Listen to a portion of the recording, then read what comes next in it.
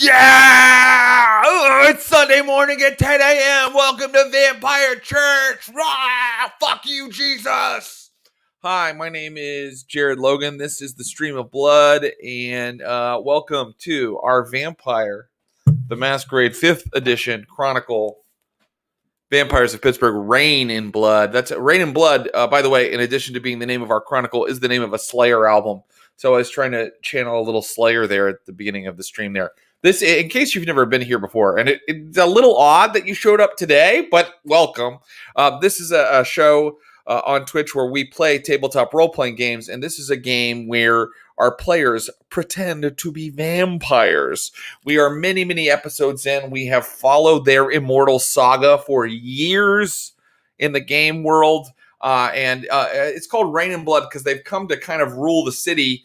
But, I mean, look, the one thing about this game is as soon as you think you have a handle on it, it changes. And today we have a lot of really big, dramatic PvP to get into. And I've had various viewers, they have different opinions about PvP. In some home games, it's kind of frowned upon, and I get that. But I think that actually Vampire is one of the best games that is out there in terms of tabletop role-playing games for PvP, because it has rules for it.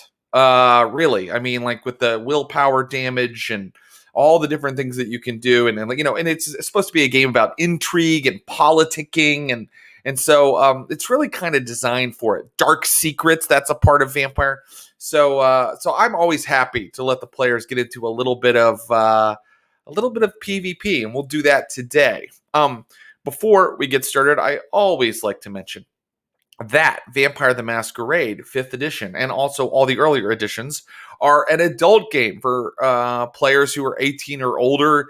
What does that mean? Well, it means that if you're watching our stream, I just want to warn you, there is blood drinking, there is violence, there is gore sometimes, there is mind control when they use their mental powers. Sometimes that bothers people, and I think that is fine. If it bothers you, maybe give this particular game a pass. But whether you stay or you go or whoever you are, if you've tuned into our channel, just understand that we are always listening to your comments, your questions, and concerns. Please don't hesitate to get in touch with us at streamofbloodroleplaying@gmail.com or hit us up on our Discord, the Server of Blood, where we like to have these discussions, and you can tell us how you feel about our content. Okay. That said, I will also mention that here at the Stream of Blood, we bring you multiple games a week. We bring you multiple games a week that star top talent. We're talking actors from TV and film and talented improvisers and writers, and all of these great creative people come to play your favorite games like Vampire, like Blades in the Dark. And we survive right now based on your subscriptions. So if you don't have a subscription to our channel and you are enjoying our content, please smash, I believe is the term. I believe the term is to smash the subscribe button. But be careful, don't damage your computer. And if you see someone else who has been hanging out in the chat and doesn't have a subscription, purchase one for them, as a little gift, as part of our SOB brotherhood. We call ourselves SOBs here, because the name of the show is the Stream of Blood, and then you are all spectators of blood. So give your fellow spectator, what did you think SOB stood for? Well, it stands for Spectator of Blood, and please give your fellow SOB a little bit of show how friendly we are. Okay, guys, let's get into it. Let's bring in our cast. This gentleman that I'm bringing in first is a game master, and a cartoonist, an improviser, an actor. He's so many things, but on this show, he plays Curtis Krieger, a gangrel, kind of the loyal attack dog of our coterie. Please welcome the wonderful Mr. Ross Bryant. Oh man! Oh, hey, Jared. Hey, thank you for that kind introduction. I'm just looking at some of my tapes, as I sometimes do, and given that Curtis is feeling the strain of leadership and urban danger looming all around him and pressing in upon his very, very stressed out mind. Perhaps he too would enjoy some solitudes, acoustical environmental sound experiences among the giant trees of the wild. Oh, that sounds lovely. Yeah, I think there were a lot of these like soundscape cassettes. This is from 1981. It's just somebody took a mic out into the forest and put two sides of forest noise on a cassette for your meditative pleasures. That would definitely be in a Gangrel's tape deck, I think. Yeah. That makes sense. And by the way, guys, viewers, Ross did come up with an industrial playlist for me.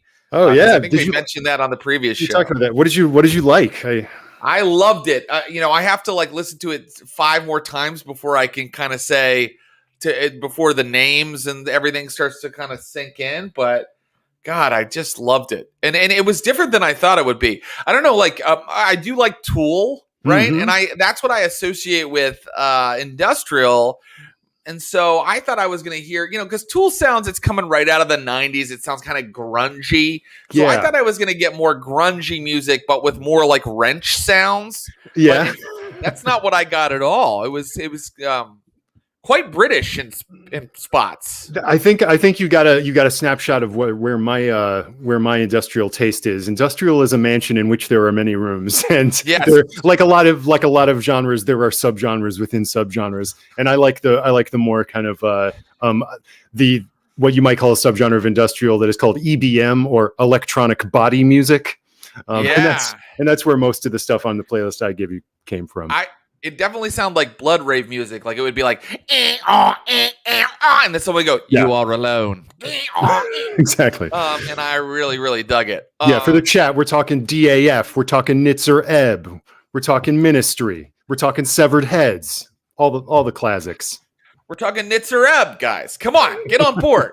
All right, let's bring in our other players so they don't have to listen to us nerd out for 10 minutes. She is a fantastic actress and role player whom you've heard in video games and seen on Mythic Quest. On this show, she plays Jen Brown, a thin blood turned Nosferatu who tries to lead, but sometimes says, "Fuck it, I'm getting out of town." Please welcome the excellent Ashley Burch, everybody. Hi. Hello. I'm so nervous. Nervous. It's a scary situation this week in a different way. Usually, the bad guys I'm controlling are coming after you, but now it's Abu. So, and he's eaten basically every vampire he's met. So yeah, we know that guy don't back down from a diablerie. So he sure don't. Yeah, he sure don't. How are you gonna reason with Abu's character? I mean, like, what bargaining chips do you have? I don't know. I mean, none really. Yeah, I think a switch flipped in his brain at the end of last week's session. So I think we're just at a spot of bother. Well, yeah. I think Abu. We're just talking about Abu while he waits off in the wings. Actually, let's bring him in. Playing Dr. Lucius Ali, the terrifying Diablerist / visionary reformer. Please welcome Abu Salim, everybody. Yeah. I knew you'd have the devilish grin. Just smirking his chin evilly. Oh man, I've been waiting for this. All right. Look, Abu, Dr. Ali at the very end of the last session said to Mary, the most terrifying elder vampire in the game, we have to kill Jen and Curtis. And here's how I felt about that as a storyteller. Oh, cool. I love playing with these guys because they come up with my cliffhangers for me. I can just go, and that's our show, instead of having to think up something clever or dramatic. So that's what's so great about playing with this group. Any thoughts? Any thoughts, concerns before we get rolling? Before we get into it? Concerns. Chief among my concerns is that Curtis Krieger is still basically bisected by the claws of a bad werewolf. That's true. You're in a very tenuous place in terms of your physical holding it together. Like you were torn to pieces. What I think I will do today is we will start with Curtis and Jen to give them all kinds of time to prep for whatever the situation might be.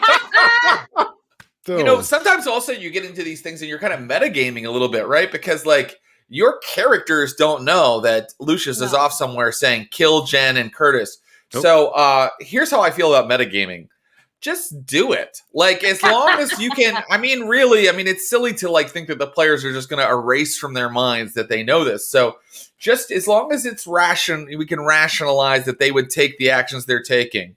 You can, of course, do them. So that's not to give you any kind of narrative. You know, I'm not going to give you any kind of force field to save you from Abu, but you know, I will allow you to kind of take some precautions. So are we ready to get into this? Yes. Oh my God, this is. I think we left actually last time that Curtis was maybe taking on a leadership role, kind of. I was pushing back as much as Curtis wants to get out of here.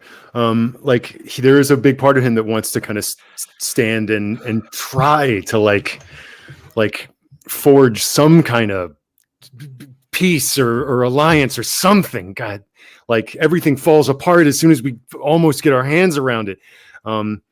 It might be crazy, but I think if I remember correctly, I think the thing that Curtis was pitching was something along the lines of like, the werewolves are being used by Marius Sikora, our former ally turned the self-appointed new prince of Pittsburgh. Even though the werewolves just like disemboweled me,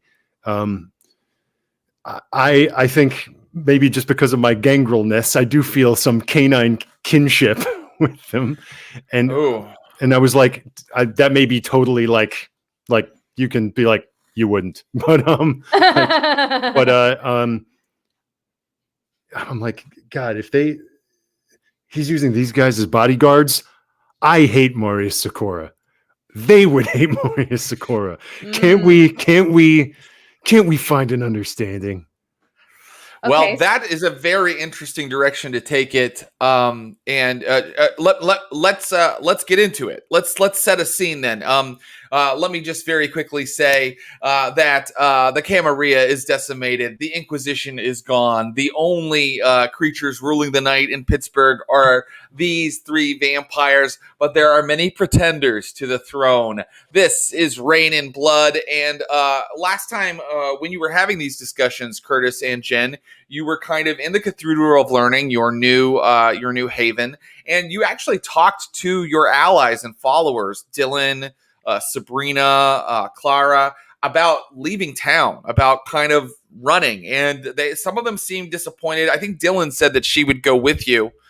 So you've kind of split the party a little bit that way. But then Curtis, as you say, started saying, maybe we stay. Maybe there's a move we can make here.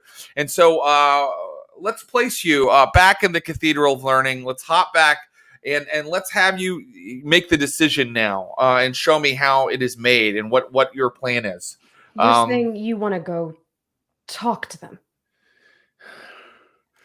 I don't see any other way to tell them what we know is going on. You know, the Reclaimers, when I talked to them about the werewolves, they said they have no quarrel with them because they both use earth power.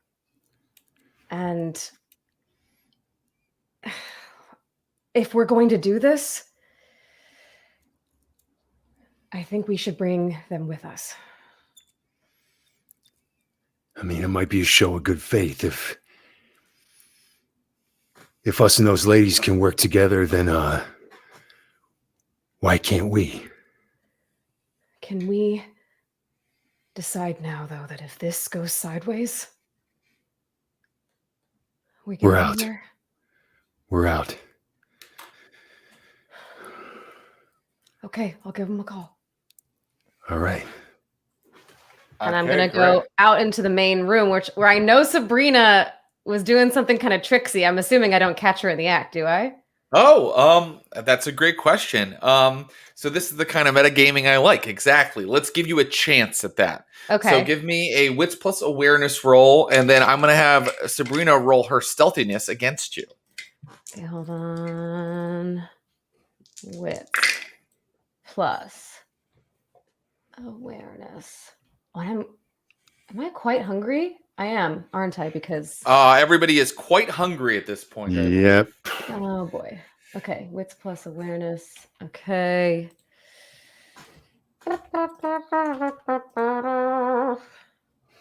I got a critical success. Wow. All right. Wow. Nice. Total failure, Jen Brown. Where hath thou gone? So think Curtis inherited your mantle lately. I'm not going to make you. Your critical success earns you this. I don't want Sabrina to come off like a total fool. I think she was careful, but I think you just hear the final words of a conversation, and she says, she's talking to somebody, and she says, "I can keep tabs on them for you, sure." Sabrina? And then click, click, click. You hear her like hit a bunch of keys on her computer. Who was that?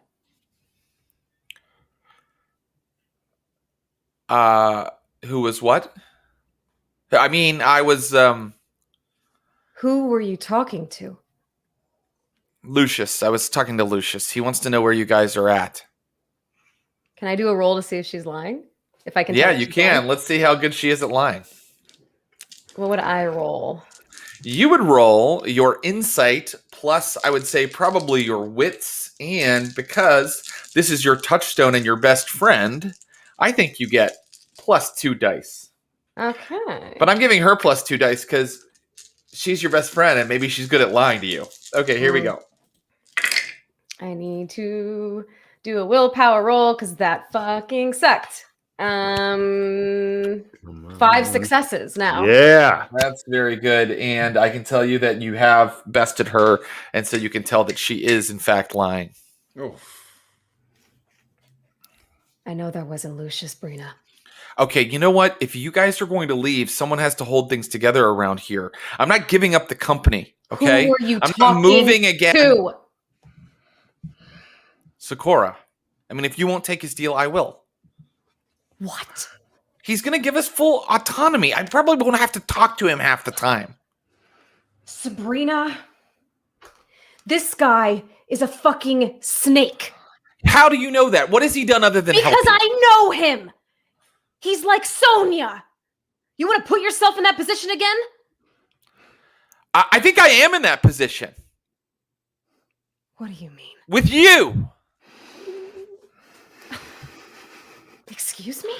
If you're going to run, then I guess I'll pledge I have allegiance given to you another nothing master. but choices. Sabrina, I know I fucked up. Have I told you what to do once since I got you away from Sonia? No. Maybe I think he's more predictable than you are, Jen. What is that supposed to mean? It means I need a little stability now. I'm just starting to learn how to control these new powers, and so you're going to a kindred that you have no idea who the fuck they are, what they're capable of. I know he's been in the city for hundreds of years. He didn't stay here by running. Sabrina, you think just because you have some power now that you can control these people? You can't. We had a fucking army that got decimated. They are smarter. They are faster. And by the way, I came out here to tell you that we're not going to run away. We're going to try to talk to those fucking dogs with the witches, okay? I can't believe the shit that I say half the time. God damn it. Can Curtis hear this? I think it's probably safe to say. If voices are being raised. Yeah, I'll allow it. Yeah, of course. Yeah. So yeah, maybe from the shadows out in the hall, you just hear like, yeah, nobody's running, not yet. Don't tell him anything, Sabrina. You want to know how he treats the people he takes care of? Let me ask you a question. Have you met Junior? Who is that? Oh, that's Marius's loyal assistant. I can understand why you might not talk to him much, because he don't so much have a mouth. I'm sorry? He doesn't have a mouth. Oh, he's like a no-mouth man? Yeah. How do you think he got that way, Brina? Well, I don't know. Maybe he likes it. Maybe that's his kink. I don't know who these Sabrina, people are. I'm going to pull up a chair and sit next to her. Look at me. I know what's going on, okay? And I get it. And I'm sorry that your life has been up and down and fucking crazy because of me. I'm sorry. But this You've is not said the, sorry. It's not about this that isn't anymore, Jen. the answer. If you want stability, you make it for yourself. Don't go to him. He's a fucking monster, Sabrina. You're going to end up dead. Or worse.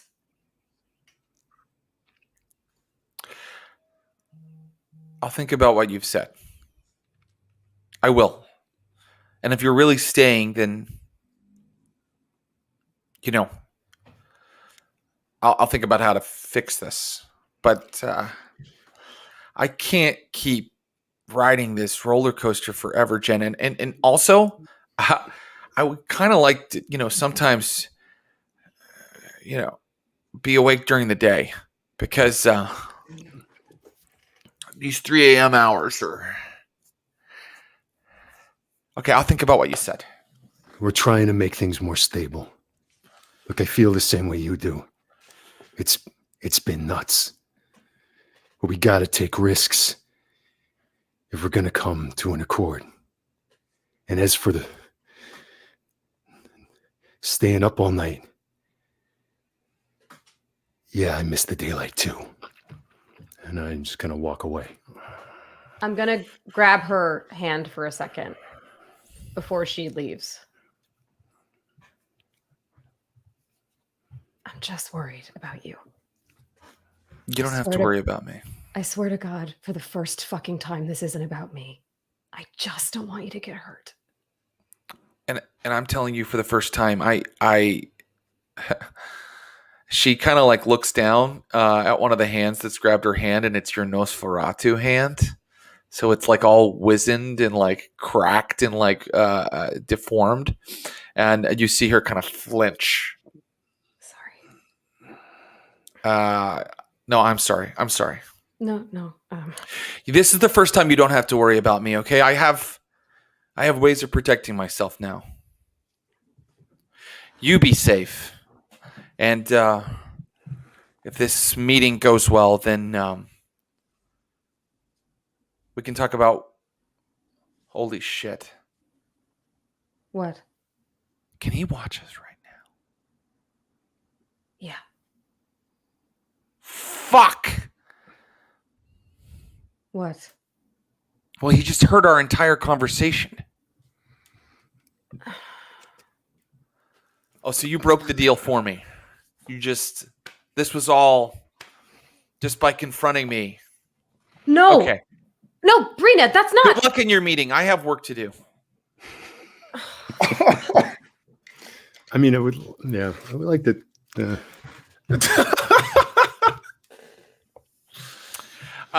I think we should stick with these players for a second longer, for a little bit longer. Curtis and Jen, you're going to set up this meeting. So we're going to get the reclaimers involved. We're going to call them. I would like for you to roll, if you don't mind, your contacts, which I think are up to 2 now with them, plus a roll to kind of get them to come do this, because they're contacts, not allies. They're not like, here we come, we're here to save the day. Like, you have to convince them every time. They really like you now. Right. But there is such thing as asking too much. So why don't you give me like a charisma plus, or whatever you'd like to use. You could use manipulation if you'd rather. Plus politics, I think, is appropriate for this. This is a political, like, city politics of the supernaturals kind of diplomacy meeting. And then you can add your 2 dots of contacts. Okay. But I think that the difficulty to get them to come out again tonight and help you is going to be 4. Oof. Yeah. Really spending the willpower early today. Okay. Okay. Just one more. Okay, I got 5. Wow, nicely done. Okay, all right, so all right.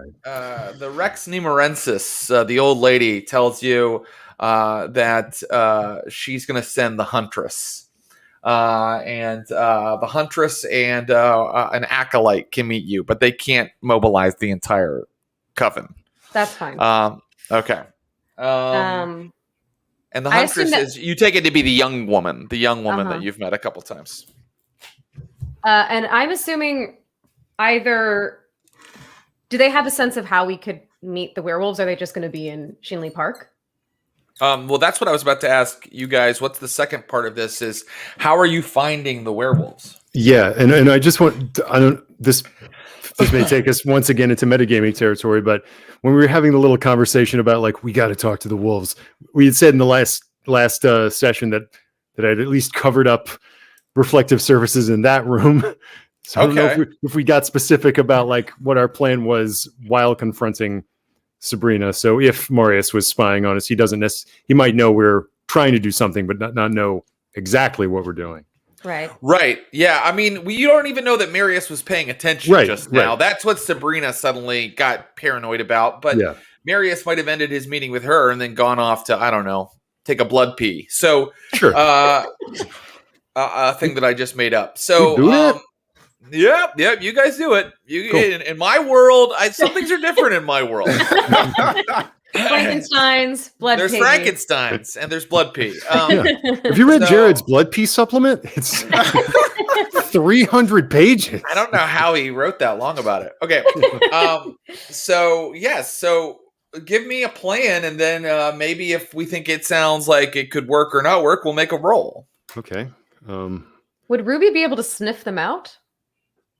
Potentially, yeah. I think, and I've still got access to a whole bunch of critters, and I know they were using strays as part of their park ritual because I saw them running around in the park in sigilistic patterns.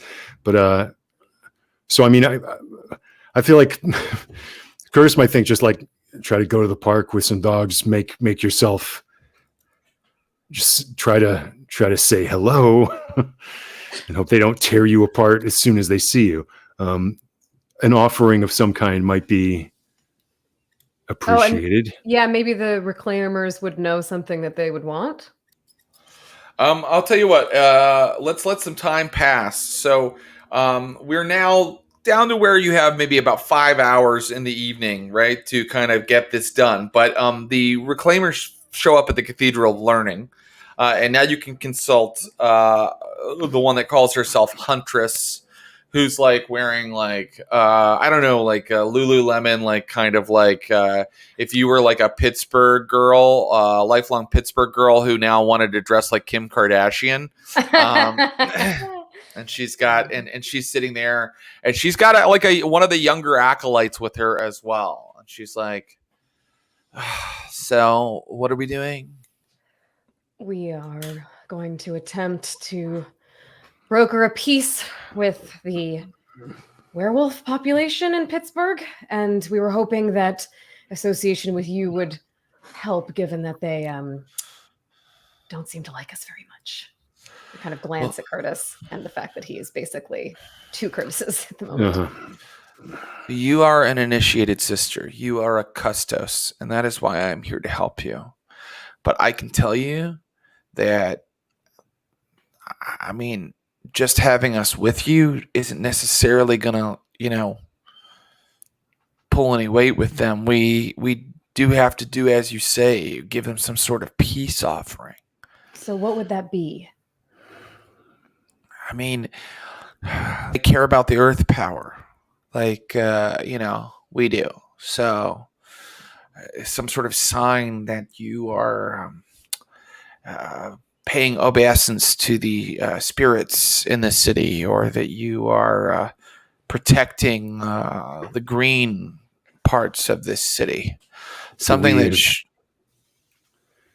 like protect the park, protect the forests. We Not for nothing, but we did stop the whole city from getting its water supply poisoned. You did? Yeah, we did. Yeah. When the Camarilla wanted to dump its fucking toxic sludge in the pipes. You can prove this to them? Show them? Huh. You have the pictures from when you snuck in. I'm trying to think now. We called the Inquisition. Mm-hmm. And we saw that one woman.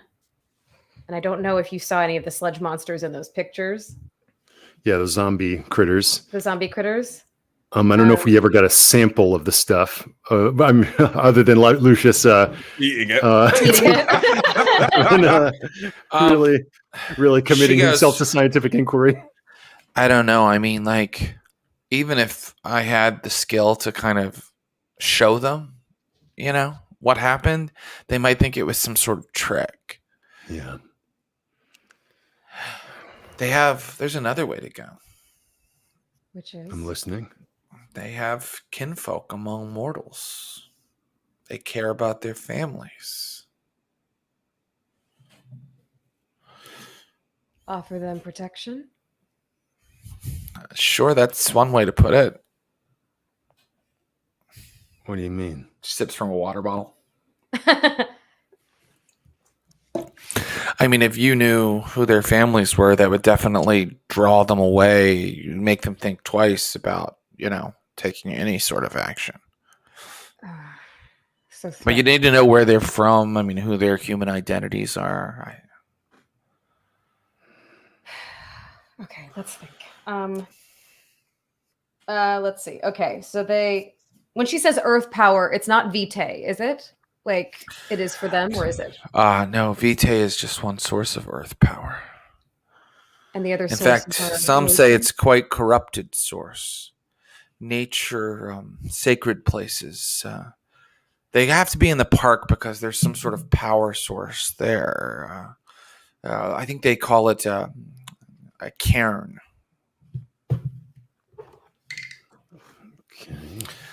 Likely there's some sort of powerful spirit bound to that location. That would also be something that they would desperately want to protect. And I'd be willing to help them if they would accept it. Not, I don't know how much protection I can offer considering what they've done to me. I'll just say this. They know that you guys feed from living things. This isn't an easy job convincing them to even let you coexist. I mean, it's in their culture. They hate vampires. I mean, right now, they're probably even saying something like, Curtis and Jen Brown must die,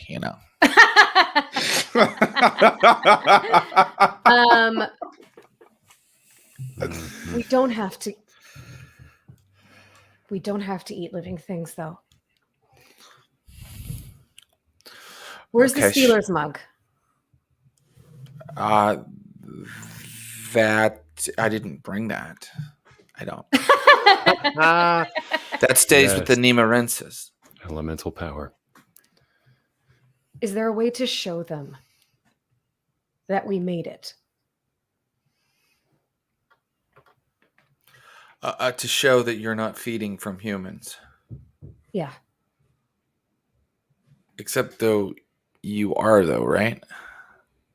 We're trying to do it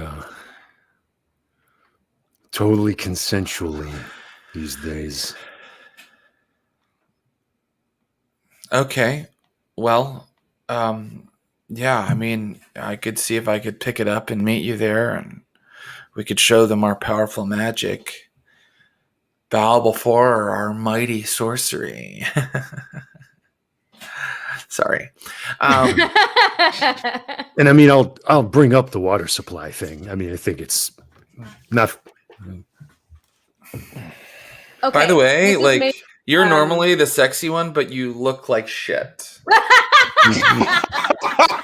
Are you sure you're even up to this? She's talking to Curtis. Jen looks from her to Curtis. Curtis to her. Yeah, I think Curtis is just Curtis can't blush anymore, I don't think, but is like, huh? Yeah. And glancing at Jen like, yeah, I could, I mean, I'll need something to eat before we go down. I could. Clara returns with some blood. But it is blood bags, right? I mean, that's generally what she brings. So, yeah. What is your blood potency now at this point, Curtis? My blood potency? I think it's just one. Okay, so you can still get some sustenance from some blood bags, and you have to consume multiple though. Seems like now's the time. So what is your hunger, Curtis, and what is your hunger, Jen? 3. 2. Okay, but you understand that when Curtis tries to heal a point of aggravated damage, he has to rouse 3 times. Mm-hmm.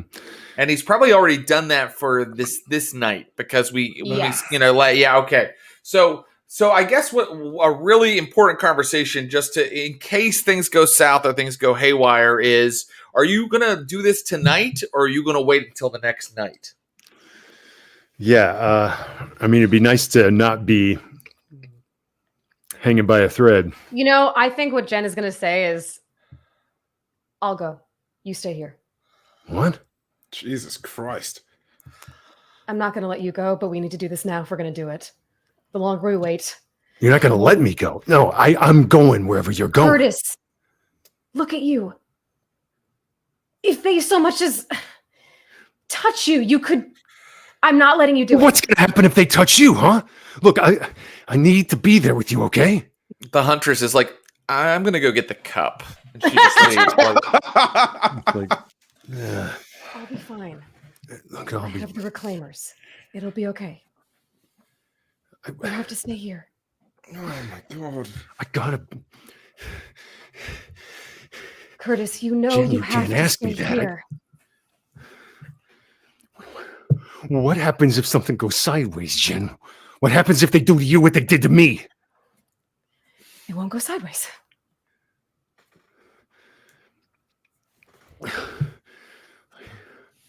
I need to be there. I mean, just let me watch from a distance. I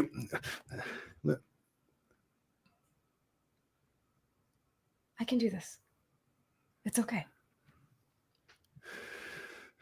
Trust me.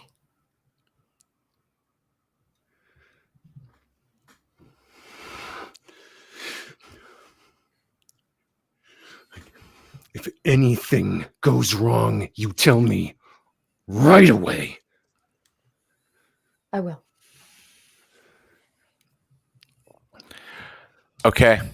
So I am going to allow those players to have a little break, and probably Ashley, while she's kind of, taking in Lucius's plot line, can also be planning all the little things that she's going to make sure are in place when she goes for this very important diplomatic summit. And right now, it's the same night. We're going to hop all the way to Washington's Landing, where Lucius Ali has just told Mary, the elder vampire, that is now his Mala, his sort of patron and ally, that Jen Brown and Curtis Krieger must be destroyed. And Mary had a strange look on her face when you told her that. And she had already motioned you to come into the church she has built with her own bare hands out of the rotting and burnt timbers of the suburban houses of Washington's Landing. And so will you follow her into this church, Lucius? Yeah.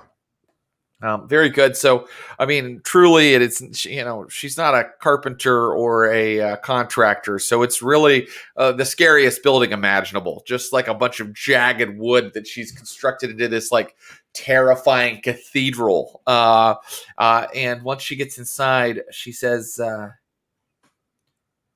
they irredeemable?" Curtis and Jen Brown? Do they consort with the devil, Lucius? Golconda. Have you heard of this? I do not know this word. It's simply a belief of trying to access your humanity. A way of setting yourself back, devolving yourself, not truly accepting who you are or what you are. I've seen this with my own eyes. And they will try and spread this word to every kin in this city, in this world. I believe they already have Thana, but I feel that she is redeemable. And why do you think that they are irredeemable? We are here to build a church. So they have fallen, so they have retreated into their comfort of their human ways. So they have not seen the glory of the path of Cain. What makes you think that they are without hope? Because they consort with the enemies of Cain. Witches. Foolish humans in this world. Witches. Yes, Mary. Satanists. Yes, Mary. Who use our vitae to fuel their own magic. Oh, Cain, help my little lambs find their way. Oh, Cain. Oh. I need to know. I need to know I can trust you. I need to make you truly a part of my church before I can help you do this. What does it mean? Mary, I am a true follower of Cain. I believe you, boy. I believe you, my son. But there is a sacrament that must be undertaken. The sacrament of valediction. What is that? You say that you are truly on the path of Cain. Now she's kind of waltzing around her church and holding on to like the timbers she's put in place and peeking around them as she talks to you. What the fuck? You say that you have given up your humanity, that you have embraced the angel inside you. Yes. I believe there's still a part of your human life that you're clinging to.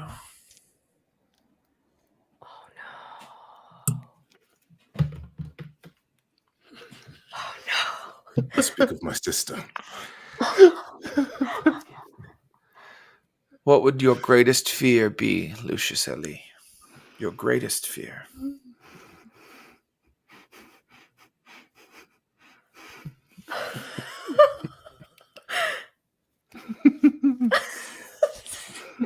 For the life of the kindred to end. For our unlife to end. And my sister, if she gets in the way of it, she will understand that sacrifices need to be made. I don't think so. I think you're telling me pretty words right now, and I do think that you believe those words, but I think that your fear, the real fear inside your heart, is that something will happen to your sister. I think that if it came time to choose between the path and that girl, you would choose your sister. That is your fear. That you will hurt her, that you will corrupt her, that she will die. The sacrament of valediction is about facing that fear. Her claws grow long and sharp. Do you agree to go through the sacrament of valediction?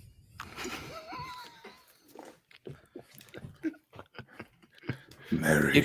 If you do, there will be nothing. There will be no barriers left between us. What is this sacrament? I will make you face your fear. The death of your sister.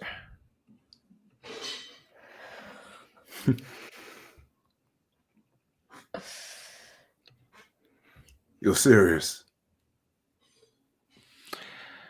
Do I seem like someone who tells a lot of jests and japes to you?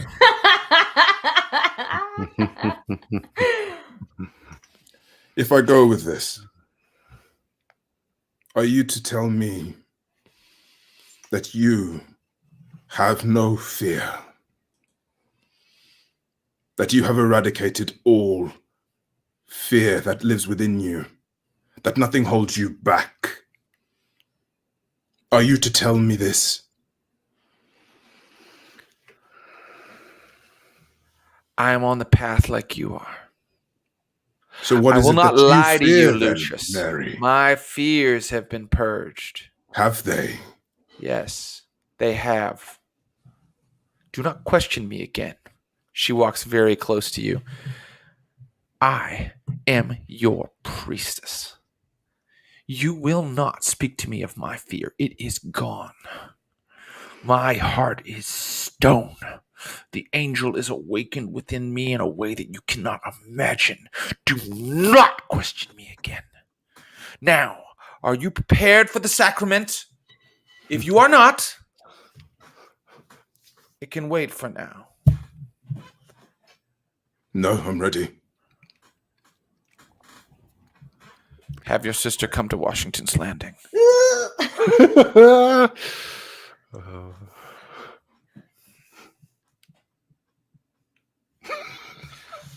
She kind of walks off and is looking at the moonlight now.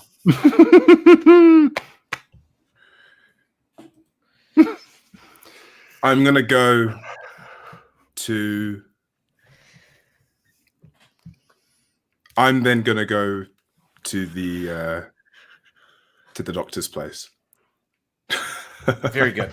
Okay. Are you contacting him before you go? Or are you Yeah, I'm going to give him a call. He doesn't answer the first time you ring. Okay. Would you like to call again, or would you like to just kind of show up? I'm going to call him again. Okay. He doesn't answer the second time you ring. What the fuck? All right, I'm going to be really careful then when I move on the way over there. Okay, very good. So being very careful, why don't you just give me a wits plus awareness roll as you approach the U.S. Steel building? And you're basically, even vampires have to look for parking. So right now you're kind of... My one weakness. Yes. Oh, shit. A loading zone. There are 7 signs. What does this mean? Between 6 and 8? What is this window? Sunday? How'd you do on your wits plus awareness? 2. 2. Okay. So well, let me see something.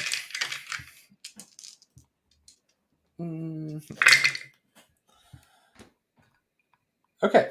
So you don't see anything troubling as you approach, you've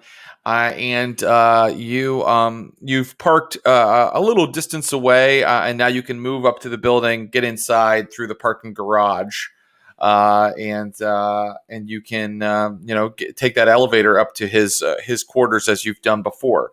Let me know if you're taking any precautions or if you have a way that you want to approach. I know that this guy doesn't like, basically every time that someone enters uninvited, it becomes an issue. Mm-hmm. So I am going to take precautions in that regard. Okay. You've tried calling him twice, and of course, I'll call him one more time before I make a move here. Well, Dr. Ali, you've come to take my treasure away from me, haven't you? I know what you did, and I'm ready for you. Click. What? Rough night for Lucius so far. Those are popping. I'm gonna now decide. When I was in the apartment, did I see any windows anywhere nearby? Yeah, he had blacked out. He has windows, but they are they have automated metal shields that come down for the. But they're not. They probably wouldn't. Yeah, for the daylight, right? Mm-hmm. So, but he might have them open now. Well, this is the thing. I might soaring leap and just climb. God damn, do I love this plan. That's awesome. Yeah. You want to just climb the outside of the U.S. Steel building? Yeah. Fucking hell yeah, dude. Give me a dexterity plus athletics roll. You may add your potence to that roll. And without soaring leap, I wouldn't even probably let a vampire attempt this, or I would make it many rolls because they're climbing. But because you have soaring leap, I'm going to see if you can make it. But I'm going to set a difficulty right now. I think that even for a vampire with soaring leap, it's quite difficult to leap up the side of a skyscraper. So I'm going to set it at a difficulty of 4.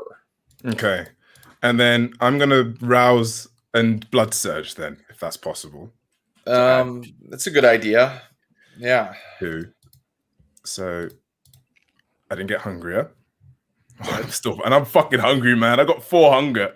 Ooh, shit! Oh my God. You're in the danger zone. Yeah, Lucius, Lucius, you're at the part of the a Scarface or the movie Blow or Goodfellas where everything's kind of coming apart. You know what I mean? In Goodfellas, when he realizes there's a helicopter circling his house, that's where you're at right now. Nilsson is playing. Yeah. Okay, great, buddy. Jump into the fire. How'd it go? Oh man, I got 4. That's it. Okay. Yeah, but You've done it. It's with one. One of them has the teeth, but I guess that's fine. That means that it's still 4, right? I think so. Yeah. Yeah. I think so. I think that. I don't think that means a crit. I think you succeeded. Okay. So you are leaping up to where the apartment to be on the outside of the building. Let me just make some rolls here. Oh God! No. It's just you don't. I'm not going to tell you what this is for. It's just kind of a precaution for me. Okay. Okay. So 2 rolls. Eventually, you come to a lit window. I mean, just describe what this looks like, because I really want you to describe Abu. I think I look at the door. As soon as I get that call, I'm like, I fuck going up an elevator. That's so stupid. So I look up the building, and I sort of pocket my phone, and then sort of look and I get my legs ready, and I'm like, oh, fuck this. And just woof, and almost like True Blood fucking fly, just like Eric, yeah, kind of at this window like a beast. Yeah, gravity isn't quite pulling on Lucius the way you'd imagine it to intuitively, and so each time he comes to a ledge, he's kind of landing in kind of like a cool sideways kind of way. Gravity, whatever, the blood is kind of suspended gravity for a minute. And so soon you do come to a lit window that you can look into, and you see Orman's his sitting room area. And you know that his laboratory study is kind of through a door that you can see back behind that. But you're kind of looking right now at his place where you kind of sit and, I don't know, talk, his couch, his divan is there and things like that, his bookcases. Could I try and find a way to get in? Well, from this vantage point, the way in seems, are you looking for maybe a vent or something that's not just smashing the window in? Is that what you're asking for? Okay. Yeah, I think that for that, I think that you do need to give me a technology roll, or let's see. Fuck. Well, no, wait. Let's see. There might be another option here. Let me look at the sheet. Would it be an investigation and not subterfuge, but This feels quite technical to me. You know, I'm not going to make it definitely be technology, but I am going to say that, like, you know, it probably at least needs a stealth, maybe. Okay. I could accept a stealth. Yeah, that seems right. Oh, here's my sheet. Sorry, got it. Okay. Let me see if there's anything else it could be. Oh, larceny. That's breaking an entry. Okay. That's what. So okay. Listen. If you go with stealth, it's going to be a high difficulty. If you go with larceny, it's going to be a much lower difficulty. But Would it be larceny in what? Larceny plus, let's call it intelligence. Okay. Right, and I'm say for that only. Look, I'm such a nice guy. Only a difficulty of 3. Oh God. I've only got 3 die. Okay. Your surge is still in effect. Oh, okay. I'm going to say it's still in effect. So I've got 5 then. 5 successes. Beautiful. Okay. So I think that what you do is you actually you kind of climb up a little higher over the window, and you do find like these access panels that kind of vent air in and out of this floor of the apartment. And with your potence, you are able to pry them free, and now you are like literally in this like incredibly like tight crawl space, crawling inside of Orman's ceiling. The kind of layer between his floor and the next floor up. Okay. And so make a wits plus awareness roll. With no difficulty? With a difficulty of, let's call it just 2. Okay. I got 2 successes.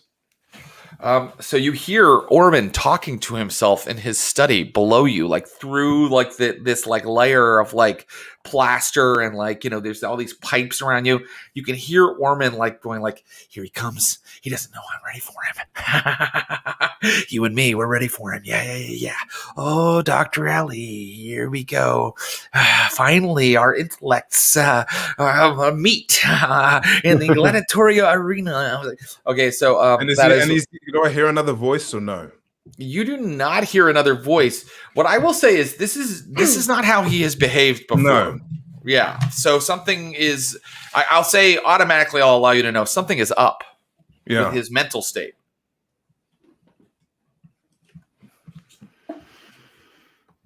I'm gonna. Fuck it. I'm gonna break through. Yeah. Great. I'm not gonna roll. I'm not gonna have you roll for that because I think it should be easy with your potence to just kind of smash your way down in. Yeah. But tell me, are you trying to like get the drop on him? Yeah. Obviously. Do you want to land on him or do you want to just land in the room? Okay, you want to land on him. I want to land on him. Yeah. Okay, great.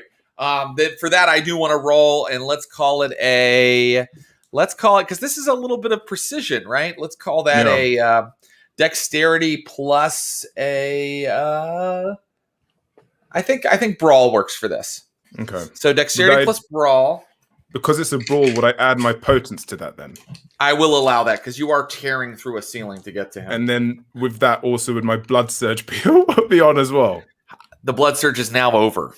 Okay, cool. Would you like to surge again? That's good. And maybe go to Hunger 5? No. Okay. Absolutely not. Here he comes. But I messy critted. So. Okay. Oh my God.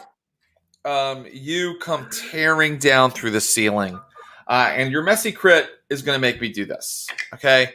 So when a vampire messy crits, they're supposed to be at the whim of like one of their compulsions, I believe. Right. And so I'm going to make that hold for this. Let me just say, let me look up your compulsion. But I think that a messy crit means that you've got the jump on Dr. Orman. You can describe to me what you do to him. You have bested him. And I think that what you did that was smart is you're inside his wards. You see that he's like been writing in chalk all over his like floor, but you're like inside whatever this weird summoning circle he has created is by coming straight down through the ceiling, right?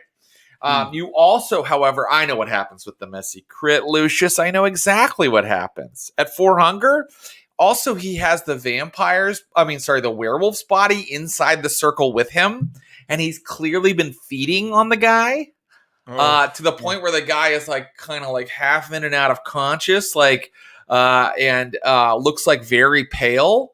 And I think, Lucius, with your messy crit, you're taking this kill away from Ormond. He's a lesser predator than you. I think that you want this kill, and you're so hungry. So I'm gonna say that you start you after you smash Ormond out of the way, you immediately start feeding on this werewolf's body, unless you want to make a willpower roll or something to stop yourself. Well, it's not my taste, is it? It's not, but I think that you are aware that this blood has power. Okay. And so I think that this is a slightly different thing. Like, you see, he's been feeding on it for a reason. Like, Ormond's not the kind of guy to do that. You suddenly realize, oh, you didn't realize the blood in a werewolf, it has extra power. And I think that might sway you. Now, correct me if I'm wrong. Correct me if I'm wrong. No, I think I will. And I think there's an arrogance to it, and then I think also there is a sense of this idea of like, you dare think you have the drop on me. Right. Stupid fool. And then I'll start feeding then. Okay. Can I pin him down and like not even snack him? I'm almost like, I'm gonna make him watch me eat this thing. Okay, let's see if you can, because I think that in your like messy critical state. So I actually, you know what? A messy critical means you've defeated Ormond. So yes, right. Actually, for whatever reason, Ormond's not going anywhere. When you landed on it, you let's see. Actually, let's see. I'm gonna say you did some aggravated damage to Ormond. God. Yeah, I think that you like landed on him and you did a bunch of damage. Maybe you like tossed him into his own ward and it went off. Oh shit! His like skin caught on fire for a moment. And he landed kind of up against all of his lab equipment, like watching you, kind of sizzling and smoking. And now you are going to drink from a werewolf. Let's go ahead and tell me how much you're going to have. With a messy critical. I mean, whatever this thing has. So all of it. Okay. Yeah. Here we go. You begin to do it. And each drop that you would normally get from like a normal human or even a kindred, like it's like you 2 hunger goes away. And so you can immediately go down to 1 hunger. At this point, though, I got to tell you that you need to either roll to resist frenzy or you can decide to succumb to frenzy right now. Frenzy is what again? Explain to me what happens in the frenzy. Yeah, because what happens is the second that Lucius starts drinking werewolf blood, it's like a angry pack of wolves is fighting inside of his head and his heart, a frenzy means going completely feral and destroying, like red haze goes over you and you destroy anything in your path. Your beast is at war with these other beasts that have suddenly entered your bloodstream. Oh, man. I think it's one of those things where, because especially after what Mary said to me, I think it's like, it's hard, man. My head's just...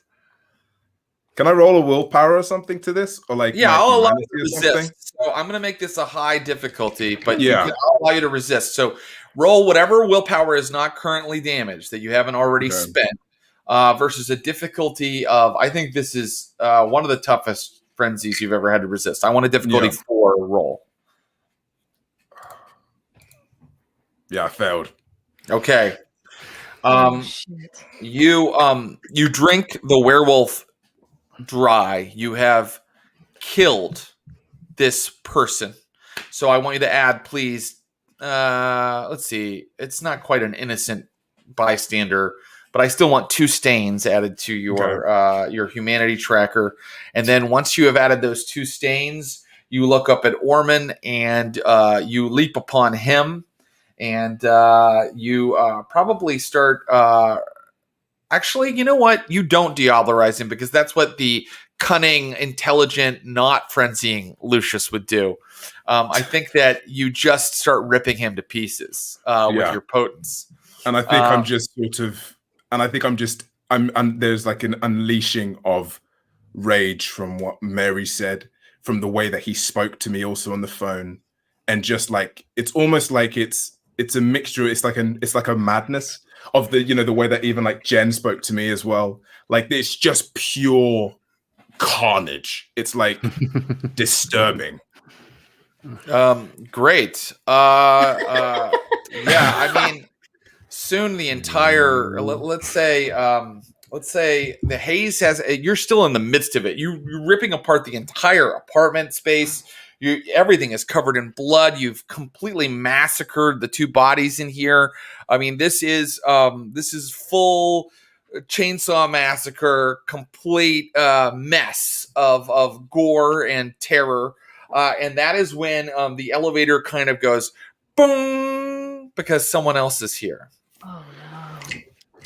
Oh my god! Oh no! The doors come open, and you're looking at like a fat, good old boy in like a tight beer t-shirt with kind of long, stringy hair, and he's kind of sniffing the air. And when he sees you, he goes, and you see him start to transform.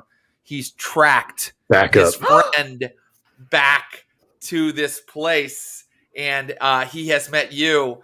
Lucius in frenzy mode is about to fight a werewolf. What? No, that's insane. I love just elevator, like pristine elevator lobby, just blood drenched vampire and redneck werewolf. Yeah, I think that the werewolves, they have ways of tracking members of their pack, and you kidnapped one and brought him here. So this is the guy that was sent to kind of save him or find him. And boy, look at what he's found. He's found his friend dead, you covered in blood, and you are. I'm not even going to let you out of the frenzy yet. This is going to be. This is going to be. This is going to get even bloodier. But right now, I'm cutting away again. I'm going to go over to. Oh my God. Jen Brown. The Huntress has the cup. Okay. And they are ready. Before I leave, I'm going to try to talk to Sabrina one more time. Yeah. Okay. Hey. She turns around in her room. Hey. I don't know how to get you to believe me, but I wasn't trying to. You don't have to get. I don't need to believe you. I'm setting up some security so that he can't see in here anymore. I'm sorry. I forgive you. No, you don't. Look at me. I forgive you. Go do your thing. You want to come?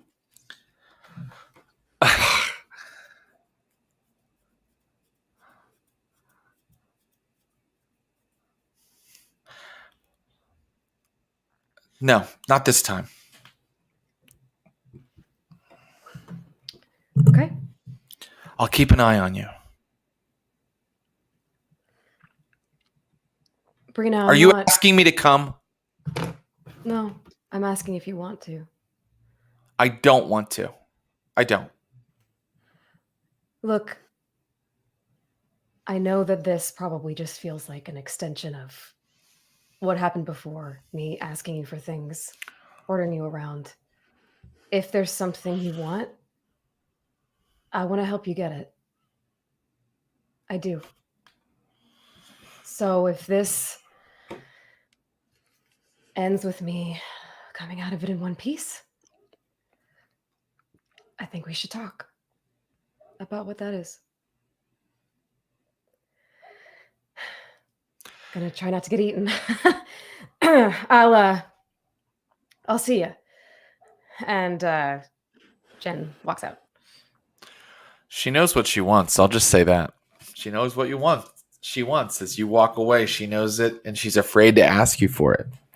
And now we can be driving over to Shinley Park. Okay, so here is the plan. That might not work. The Huntress suggested that there's a way to show something that isn't actually there, right? So what I would want to happen is for projections of us, not us actually physically standing in front of werewolves, but almost like hologram representations of us to be talking to them. And what I want to show them is the flood and the fact that we saved people, that they were doing this ritual that was potentially going to kill people in a building, and that I went out of my way with the help of the Reclaimers to save people from being drowned, which is very not vampire of me. And then to try to and I think there should be footage and stuff of that. Like, we don't have to, like, I'm sure people were recording it on their phones and stuff. So to show footage of that, and then to explain the water thing. Once we have that as like a backing of like, this is a thing that we do that I have evidence for. Here's another thing that we did. And to basically make the case that like, I didn't choose this. I didn't choose to be embraced, but I'm here now. And I am trying to hold on to my humanity the best I can. And I want there to be peace between all of us. And see what happens. Well, you don't want much, do you? Just create holograms. Like, that's like something that I know how to do. Sister. Oh my God. I mean, to explain Earth power to you is like, I don't have the time and I don't have the patience. I understand. Can I help? I need a reflective surface. Okay. I can probably communicate with them at a distance, but I need a reflective surface. And yeah, I think I can show them some things, especially things that you maybe have in here. And she taps on your head. Yeah. And I have your permission to do that? Yes. Sister, when I tell you, concentrate on your message, what you want to say to them and what you want to show them. So are they parking the car nearby? She's like, acting at a distance will be too hard. I mean, she can. What she means by that is you can't be at the Cathedral of Learning and do this. You have to get kind of close. That's fine. That's fine. Yeah. I just don't want to be like right in front of them. Ideally, we would be like in the car. And if it goes poorly, we can just go wee and drive away. What are you going to give her with the reflective surface? I think before we leave, I'm going to, I mean, there's bathrooms and stuff in the Cathedral of Learning, I'm assuming. I'm just going to rip one off the wall and then hand it to her. Great. I don't need it. This will work. And so you guys have like a big bathroom mirror, and you drive, to where you're on the outskirts of the park, and she asks you to get out and kind of set it all up, and then with the cup, she kind of like takes a little blood and makes a sigil onto the face of the mirror, and then she takes a little bit of the blood and like touches it to your temples. And she's like, sister, now focus on your message. Okay. I have to make her spellcasting roll. Okay. Oh boy! Okay, here we go. How bad is Shinley Park? What was the mess that I left it in, by the way? I mean, it was a mess. It was a mess. Okay, fuck. All right.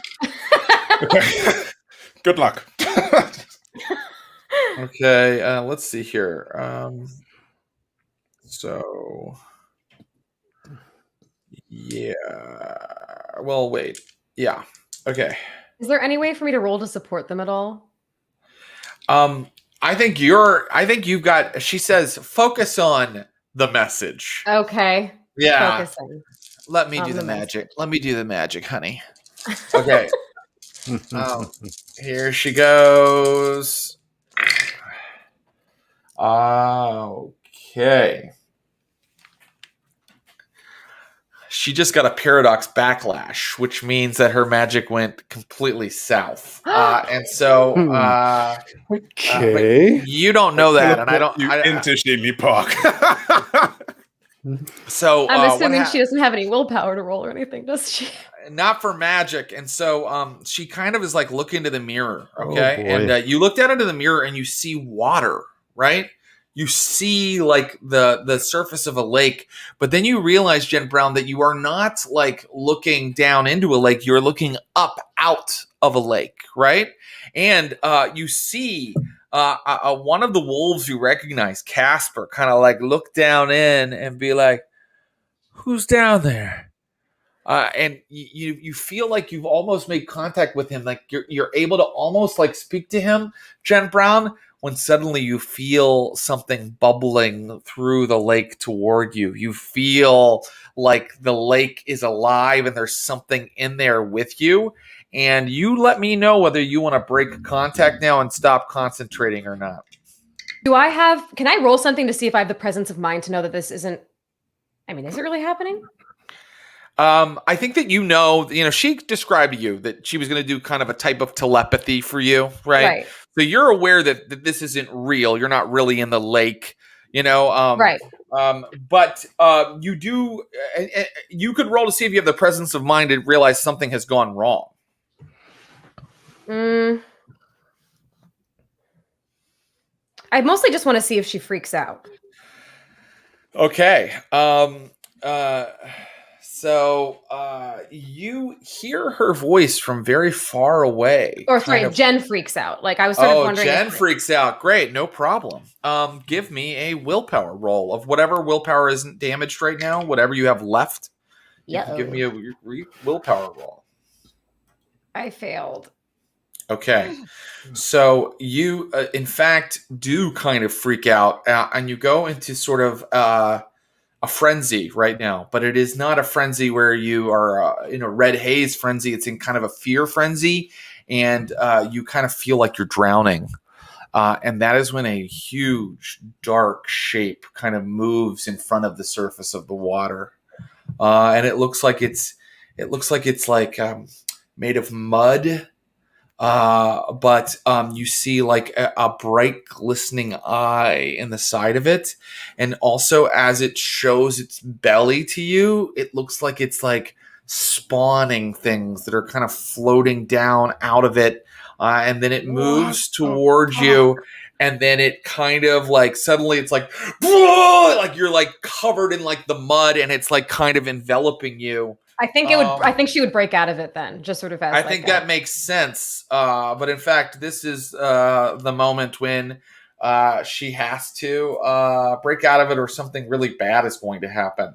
And since we've already rolled to see if she went into a fear frenzy, I'm not going to let it be a straight willpower. She needs to tell me what vampire discipline she's using, or what skill set she's using to kind of maintain her own peace of mind here and maintain her identity. Because what she feels is that she is, when you get to that point in terror where you forget who you are or where you are, that's where she's about to hit.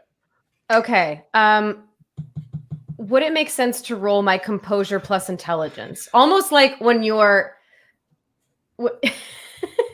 like once Jen had like a bad shroom trip when she was a Sabrina kind of thing. And it's like, This is just in my head. This is just in my head. This is just in my head kind of thing to like break herself out. I think that's a really good kind of thing for her to roll. And then I think that... Oh, sorry. Is it safe to say that I drank some of the blood that Clara brought back before I left? It is safe to say that. You may go ahead and resolve one hunger from that, which would bring you down to 2? Yes. Okay. Yeah. This is a big roll. Do you want to surge? I think you might instinctually surge to do this. I failed. So does that mean I get hungrier? You get hungrier. Hey, fuck. And I'm going to let this thing roll its attack, and you're going to see if you can beat its successes. Attack.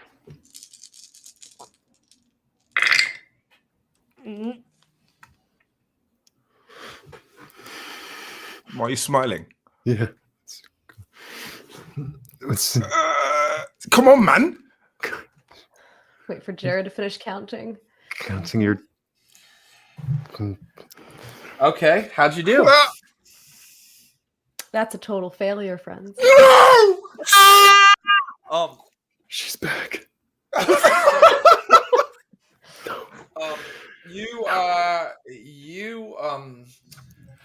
Your character is at the moment a little voice inside of your body. Something else is inside of your body. It turns to the huntress. Oh boy! And mud dribbles out of Jen Brown's mouth, and it's like dry land, and it's just kind of like moving like a fish on the floor near the mirror, and the huntress is going fuck. You've been possessed by some sort of spirit. Okay. This has gone so backwards. For everyone involved. Can I do anything? Can you do anything? With a total failure, it gets to do something first. Okay, sure. And just to be clear, are y'all still in the car? No, they brought it out into like a parking lot, right? Great. The huntress starts like intoning some sort of magical chant, and Jen Brown, who by the way is like these like kind of like long like kind of like crawfish antennae are like kind of jutting out of her mouth, and mud is kind of oozing off of her. Is like no, and then like smashes the mirror, destroying the focus of the magic. And then let's see what the huntress's thing was that she was going to try to fix it, and that's you've just destroyed her magical tool. And now in the new round, I will allow Jen Brown to try to take control again. So Jen Brown, I will allow you to try to take control again, and this time let's make it another composure plus intelligence roll. Sure. I thought that was a good suggestion. Your surge is gone. Unfortunately, because I think that this thing kind of asserted control, and so I can tell you that the huntress looks like she's about to run, and let's see if Jen Brown gets control. This time I got 4 successes. There you go. Let's see. Yeah.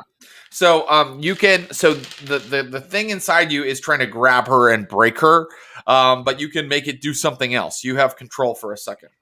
Fucking fish, and I'm gonna punch myself in my own face. Okay, great. You punch yourself in your own face, and let's see. Give me a strength plus brawl, and you can add a die of your potence to that. Just want to cut to Curtis like back at the office, like pacing, like glancing at a television. It's just like. It's like, yeah, if you've experienced lead poisoning, you may be entitled to compensation. Just like well, actually, that's when Sabrina comes through the door, Curtis, and says, "What's up? Jen's in trouble." What? All right. Come on. And I just like thing goes off, and I'm like running down to the Jeep, pulling a gun off the wall, and just like that I've also been like cleaning this whole time. Who's driving? Let's have her drive. Very good. Here she goes. 3 successes, by the way, on my self-punching. On your self-punching, 3 successes. Okay, so would you please give me, I think for a punch from Jen Brown into her own face, please take 1 superficial damage. And then let's see. New round. So the huntress does, because this thing was busy doing that, she does put some distance between you. So the huntress has been so helpful. She and her acolyte, once things went shitty, were like, fuck, and have started running. Okay. And so in the new round, this thing feels like it's gonna, so it has control, but you can keep fighting, and if you get control, you can do something for a minute. And then if you have some kind of big plan on how to like really kind of get rid of it, like one of your actions should do that. And if you'd like, you may make an intelligence plus occult roll to sort of come up with an idea for something that might purge it. I would like to do that, because that sounds like a good idea. What the fuck this thing is. Okay. I got 2 successes. Very good. Okay, 2 successes is enough for you to know that this is a nature spirit of some sort. And all of the witches have talked about how these things don't like when things get polluted, or they don't like when, some kind of element is added to, nature that like hurts it. Okay. So Okay. that's you have that in thought in your mind, and now this thing is going to try to run after the huntress one more time, and you need to assert control. Give me a composure plus intelligence roll. Okay. Okay. Oh my god. Please, please, please. 3 successes? Very good. I'm going to allow you to have control again for 3 successes. And so what are you going to do with your body this time? I'm going to go down to one knee and I'm going to say, we're servants of the earth. We're servants of the earth. Leave us alone to do our good works. We're servants of the earth. And basically just keep saying that over and over again. Like, I am worth more to you. In control of my own body. Let me go. Okay. Yeah. Why don't you convince it with a difficulty 5 charisma or manipulation plus persuade roll? Oh my god. I can't do intelligence, can I? Yeah, I'll allow it. Thank you. I'll allow it. Nothing in the rule book that says a lady can't try to cast out an elemental water demon out of their body with their intelligence. I got 4 successes. 4 successes is really good. It is now negotiating with you, and it's like, you're my servant. You're Silkbreaker's servant. I am the earth. You're a part of the earth, motherfucker. I'm a servant to the earth. Let me go.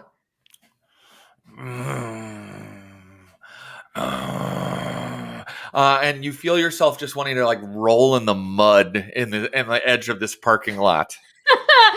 Can I don't want to give this. I do not want to say I'm this guy's servant. Can I keep fighting back?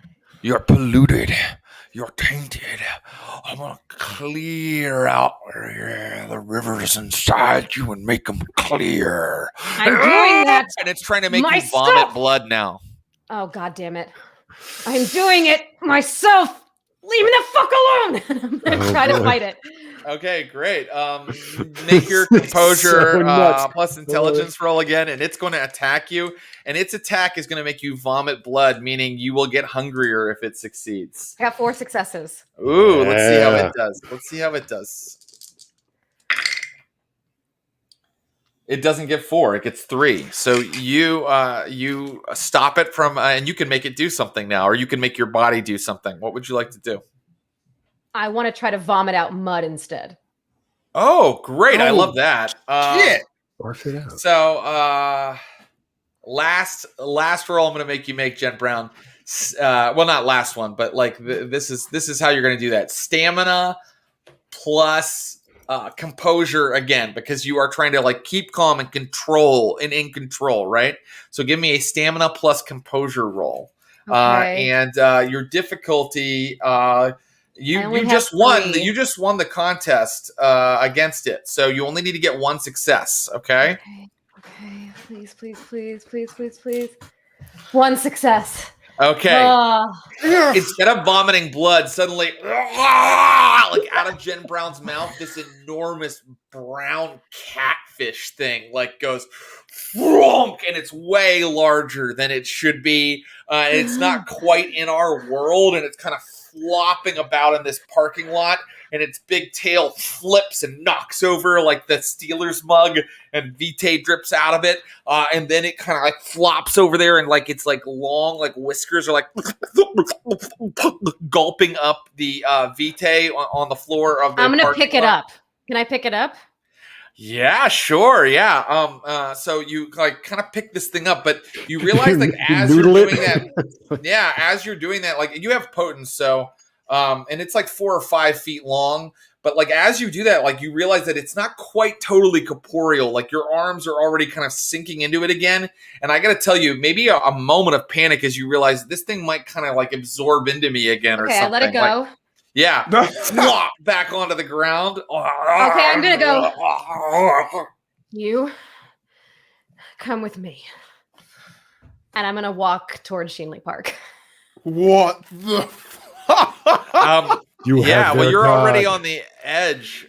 You're demanding it follow you. I'm asking it to follow me. I love it. You have to give me a leadership role that is like, Okay. yeah. Leadership plus charisma? That sounds good. Yeah, and you need to get 4 successes because it's an alien entity and it thought that it was going to control you. But you have kind of bested it a little bit. So you know what?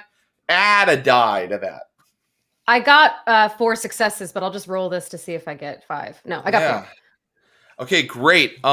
So it's almost like you've been through like a spirit trial or something, and you see that it like now respects you, and it starts moving across the street like a mud skipper, like following you. Like, and you don't have to go far into the park before you see 2 humanoid shapes kind of moving toward you. You can see them like flitting under the lamplight. There are 2 of the guru, 2 werewolves. I'm gonna take mud off my face and slop it on the ground, and I'm gonna look at the weird mudfish and go, "Tell them what you saw," because it looked inside it was in my brain with me, so I'm assuming it saw what I did. One guy that looks kind of like a skinny redneck and like kind of like a trucker cap with like kind of like workman's clothes on. He kind of like shifts out of whatever like form he was in and kind of comes under the lamplight and is like, "Damn, girl. Okay." And he moves over to Silk Breeder and starts like petting Silk Breeder and he looks over at Casper, the werewolf you met originally. I was like, "Get Silk Breeder back in the lake." And then Casper is like helping Silk Breeder back to Panther Hollow Lake. And I say again to Silk Breeder, "Tell them what you saw." She is a servant of the earth power. Oh my God.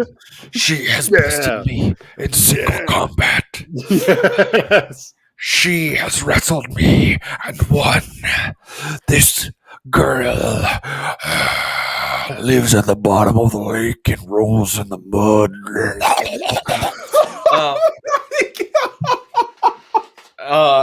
And the guru looks at you and is like,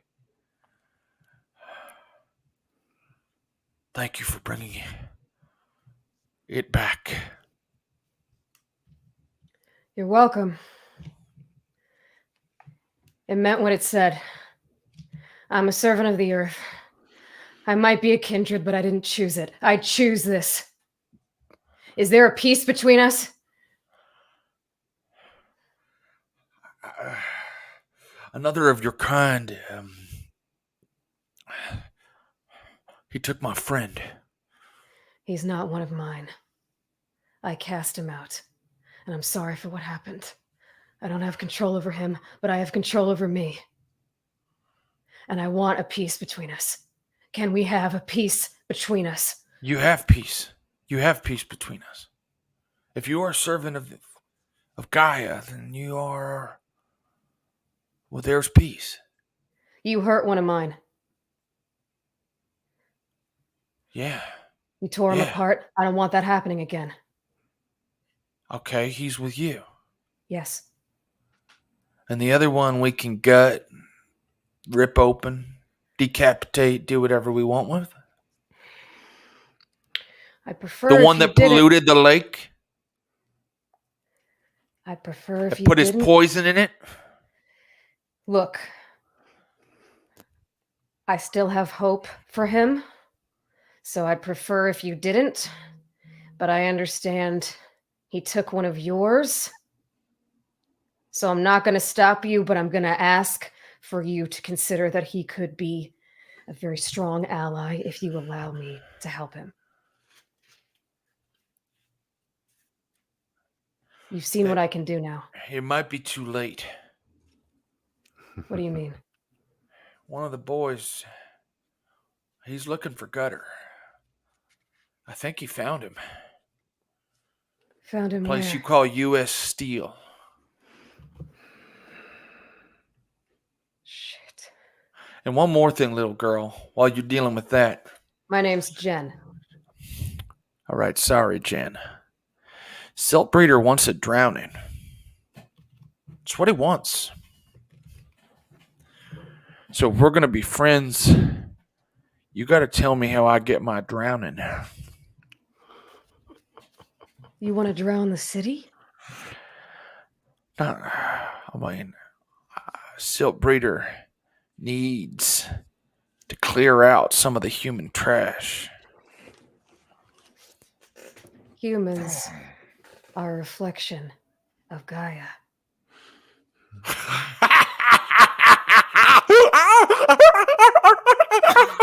Oh, fuck. No, Jen. No. Look, we're going to go lick our wounds. Think about how I get my drowning. And good luck. If something's happened to Gutter, your friend's dead too. Is it He about turns that time back that and he says, if we're going to be friends, y'all are going to have to learn to swim. Great. I'm assuming it's around that time that Curtis and Sabrina pull up. Oh, yeah. I'm just gonna walk back. Don't worry, okay. Covered in mud and Yeah. just get in the car. Yeah, I think I'd run out and I'm like, oh, what happened? I made a new friend. Let's go back. You did it. You did it. And, just like, get you into the car. It's like, I can't fucking believe it. Yeah. And I get back in shotgun and I'm like kind of scanning the park to see if I see anything.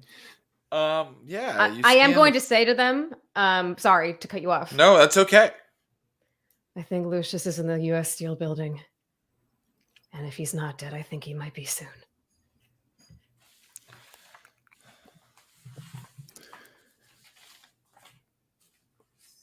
Okay.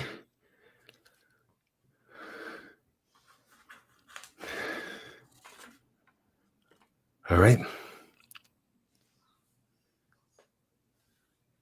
Let's go. You're going to go help him. You guys are good friends. Fucking great. I think this can have all kind of happened at the same time a little bit. So you guys are going to get there after Lucius fights this thing for one round. Lucius, keep in mind if you surge and you fail, you go into a 5th level frenzy and you won't be able to come out of the frenzy at all. Even though I have 1 hunger. Oh, that's right. You fed. Yes, I'm so sorry. Yes. So yeah, you can go ahead and surge as much as you want. So This Yeah. This is the thing. Question. How long does it take for a mutt to turn? To turn? Oh, that's a great question.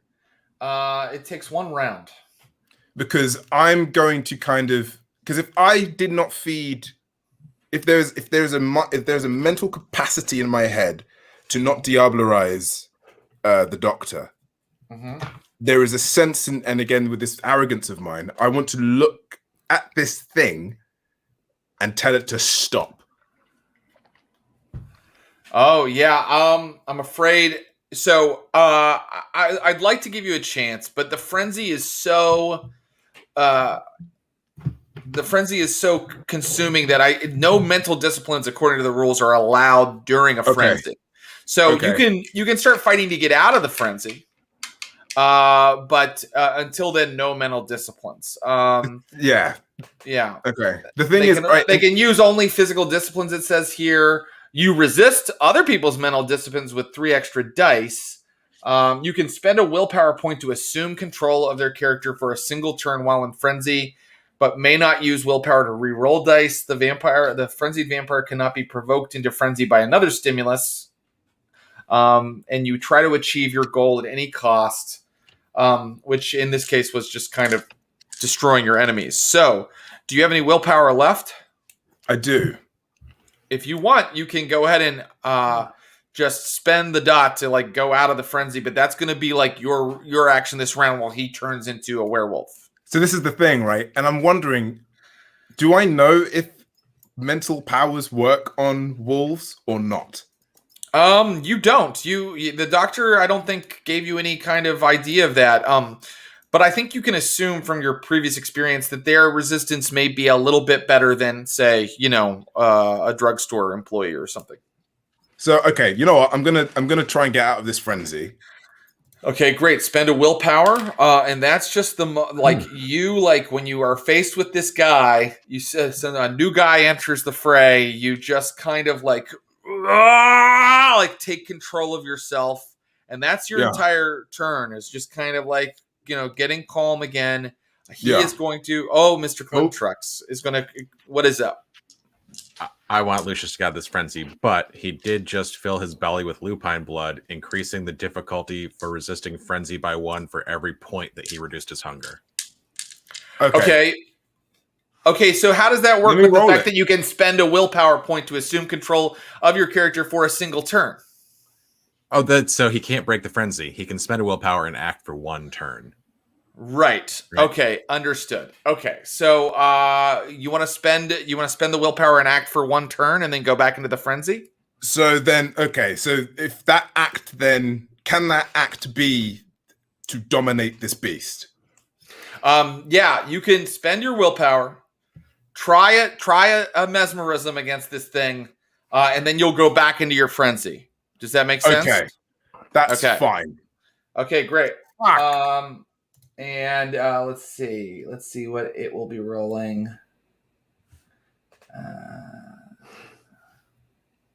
This is going to be so disturbing. Okay, you know what you're rolling, right? Yes. Okay.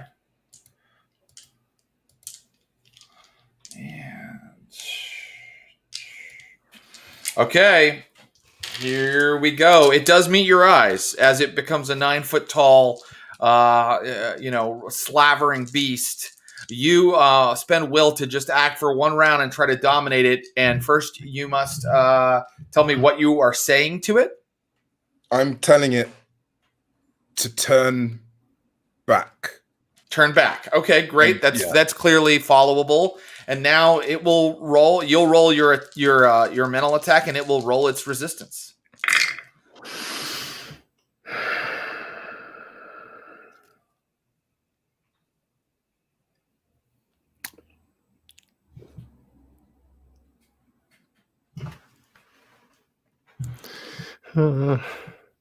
How'd you do, Lucius?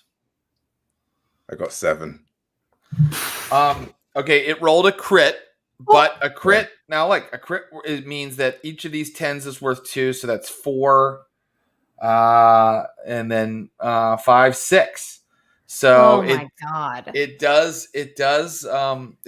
is going to temporarily turn back, but then you are going to go right back into your frenzy, my friend. Holy smoke. Okay. So here's what happens. It suddenly is like, and like goes back into the elevator and it's like thrashing around. There's really nowhere for it to go. It's trying to turn back, but it's not in human form. So it's not like it can like hit ground and like wait. So it's kind of like, but you do have kind of an advantage against it for the moment. But you are frenzying again. So new round. It is trying to turn back.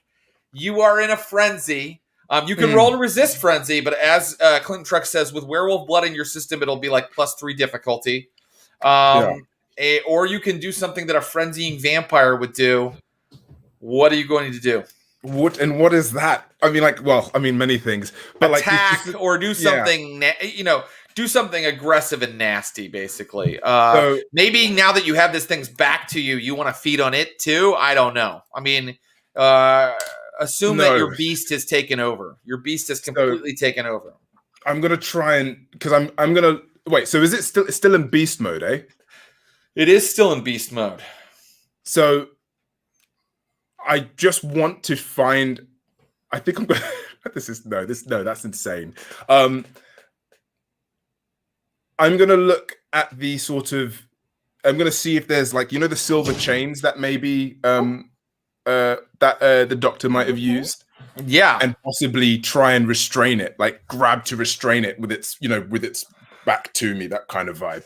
Okay, yeah, I hear that. Okay, all right, let's see. I think that requires removing another point of willpower to act for a turn.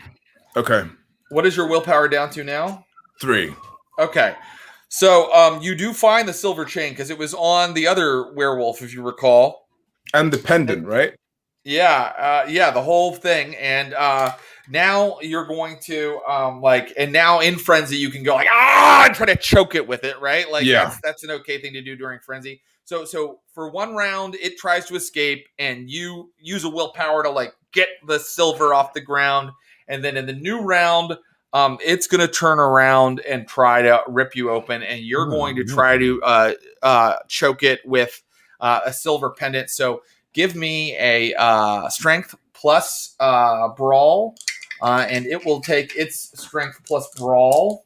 I can't potence. I can't blood surge, can I? You can blood surge. Yes, okay. Absolutely you can. And you add your potence to this as well. And it is going to fuck, man. Okay. 2, 3, 5. Oh, wow. Okay, cool. Okay, wait. Let's see how it does here. My god. Okay. Okay. I don't know. I don't know. I don't fucking know.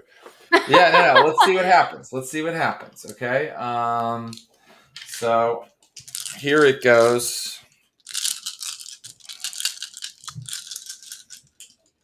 Ooh. All right, how'd you do? Hi. So 3 strength, 2 brawl, 2 potence. That's 7. Then plus 2 of my die of the surge.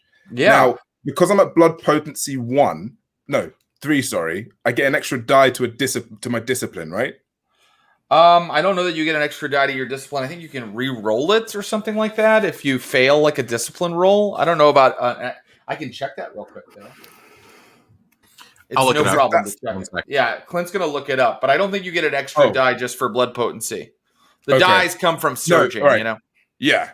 No. Okay. So okay then, because that's the difference between 9 die and 10 here. So no, that's important. So Clint's gonna look it up. Let's see, because these two are just like about to meet claw to claw. He does get 1 additional die on discipline powers. Okay, great. On powers, but this doesn't count as a power though, right? This counts as a brawl move. I mean, you're using potence, right? Yeah. But I don't think that's how it works. I think that like for dominate, sure, like you add a die, but like this isn't like the potence already says you add it to your like brawl damage or your brawl attack. You know what I mean? Like so, it's already incorporated. So no, it is so it not. Help. Okay, so it's 9. So let me re-roll. Okay, I got 7 again. What? Jesus. Okay, it got 5. You won. My God. You are like kind of like strangling this thing with a silver chain. You guys go rolling back out into the living room, which is completely decimated. You smash up against the window, and Lucius, as you're like choking this thing up against the window, like you see a face looking through the window at you. Onyx head and blood red lips, and hanging outside the window, like watching this, is Mary. Mary. Yep. Well, you said you were going to go get your sister, and then you went and did this, and you've been gone a while. And I think that she's kind of like just followed you. And so, and she's been to U.S. Steel several times before. Meanwhile, at the foot of the U.S. Steel building, a car pulls to a stop. Yeah, actually, it's been a pretty uneventful night for me. Anyway, you barked up a fish, huh? No, I think actually Curtis is kind of like, God, I mean, I really fucking should have been there, but you did it. You did it. Yeah, for now, but we have an issue if he's up there fighting a werewolf. Right. We can't hurt it, Curtis, or everything I just did is for fucking nothing, but it's gonna rip Lucius apart, so I really don't know what to do right now. Fuck, are we supposed to awareness? Do? Yeah. Can we see if we see what we see? Mm-hmm. Mm-hmm.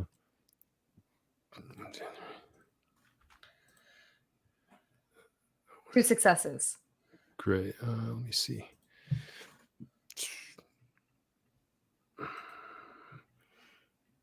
Three successes. Curtis, your keen wolf-like eyes catch like a dark shape clinging to like a lighted window high above you. Yeah, I don't know what the fuck we. Oh, what? Hello, eyes there. Okay, You see what I'm seeing? Do we see? Can we see who it is, or do we just see a shape? I don't think you can see from this distance who exactly it is. You might think it's Lucius. Company. Fuck. And do we hear anything? Can I do heightened senses to hear if I hear like fighting? Great idea. Yeah, absolutely. So heightened senses, all of a sudden, like Jen Brown, like you focus in like a directional microphone, and you notice that the figure outside is just kind of clinging and not really moving. So the sounds you're hearing must be coming from inside that room, and you're hearing growls and screams and smashing sounds. So someone's watching a fight happen. I'm going to say that based on his incredible roll to kind of get this thing around this thing's neck, and because it is made of silver, I think that you have done at least a point of aggravated damage to this werewolf, Lucius. And we may roll again now this turn. So I'm giving this werewolf a point of aggravated damage. If I look into Mary's eyes, what do I see? 2 points. She is curious. She's just curious. Why did you come here? What is this? What's going on? Right. And so she's waiting to see how you act, perhaps. And that is why it is now your turn. This thing is going to try to, throw you off of it. And do a bunch of, yeah. Mm-hmm. And I need to look into its eyes before I can whisper anything to it. So I'm sort of. Can I find a way of? I mean, I'm still frenzying, aren't I? Yes, see, that is the thing that Mary might not like, because you know from spending some time with her that one of the tenets of her path is that you do not give in to frenzy. You only you control your frenzy and can't, but you still kind of have the back of your head to her, and she doesn't know everything that's happened, which is why she's just curious now. I'm going to try and calm myself again with the willpower to do an action. Great. And then that's spend another willpower and you can take an action. And I think my action is to cast this beast out of the window. Oh, okay. So that's great. Actually, you don't have to spend a willpower to do that. That's something a frenzying vampire could do. Would you like to forgo the willpower and just go, or are you worried about Mary telling that you're frenzying? This is the thing. So I feel like I have to. It's almost like a sense of like calm down, grab it, and then just kind of spin and just try and launch it out of the building. Okay, here we go. That is going to be a high difficulty. It's going to be higher than. Right? Yeah, it's heavy. It's huge. It's gigantic. But you have a potence of what? You have 2 potence, I think. Yeah. Okay, so it's not out of question for you.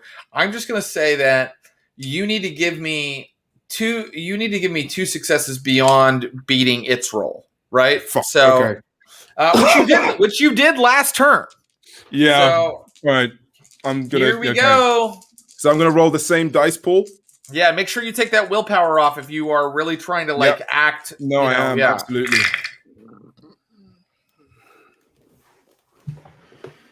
What'd he get? Yeah. What'd he get? Damn. Oh, he's really dancing. Yeah? How'd you do? Lucius having a great night at the Vampire Casino. Woo! I quitted, baby. You critted. That's great. This thing rolled 2 successes on a 10 dice pool.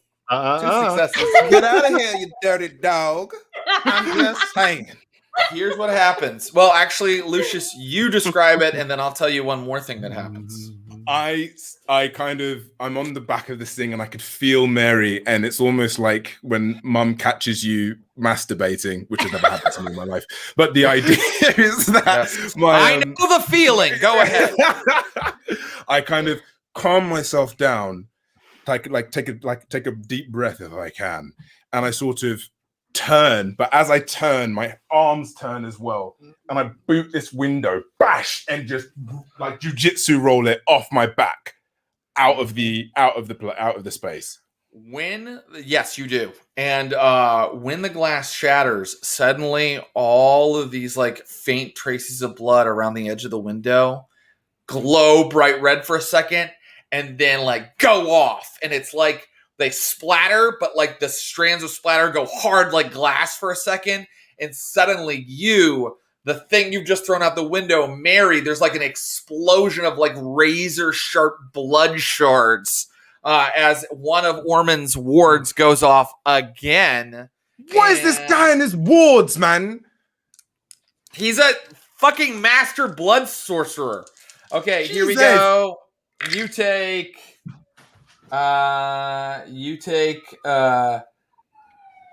2 damage. Okay. And it is it's not superficial, I don't think. I have to check. Could you look up what the word's damage is? I don't think it's aggravated, Clinton Trucks, but let me know. And yes, thank you. And regardless, it's enough to scare Mary off the side of the building as this thing goes tumbling off. Not scare her, but like make her like lose her like grip for a second. And so I need you also, Lucius L.E., to give me a dexterity plus athletics roll, difficulty of 2, to kind of stay up inside of this apartment and not go kind of falling out too when this ward explodes. Okay, I don't have any athletics. I'm an unfit doctor. But I got 2 successes. Okay, that's enough. So I think you're kind of like hanging off the edge. You know what I mean? Right. Like, and Mary and this thing go like kind of like falling. And so Jen Brown and Curtis Krieger, suddenly this corpse You see what I'm seeing? smash into the ground like 100 feet from you. I mean, just complete pancake. And then you see the dark figure descending. And not at a rapid rate of speed, but falling like a feather. And soon she lands in front of you. Jen Brown. Curtis Krieger. We meet again, my children. Oh my God. End of today's episode. Fuck. And it is aggravated Mary's damage. back. Okay, And it is thanks, aggravated. Take 2 aggravated. Thank you, Clinton Trucks. Okay. Take 2 aggravated damage, Lucius L.E. Wow. Holy shit. Oh my God. What a Mary's set. back. Woo! Jen Brown bested a catfish spirit that possessed her. Yeah, Curtis What a watched weird some Me insight. TV.